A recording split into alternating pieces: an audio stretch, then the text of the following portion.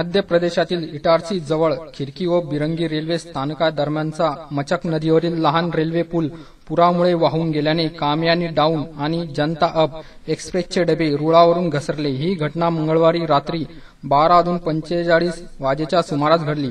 यात कामयानीचे 5 तर जनता एक्सप्रेसचे 3 डबे घसरले।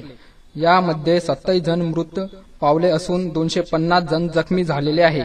या अपघातामुळे दिल्लीकडील अप डाऊन दोन्ही मार्गावरील वाहतूक वळवण्यात आली आहे। भुसावळहून इटारसीकडे गेलेल्या 7 रेल्वे गाड्या माघारी बोलवण्यात आल्याची माहिती रेल्वे सूत्रांनी दिली। दिल्लीकडील वाहतूक सुरत मार्गे वळवण्यात आली आहे। कामयानी एक्सप्रेसचे 5 डबे नदीमध्ये पडल्याची माहिती हरदा जिल्हाधिकाऱ्यांनी दिली।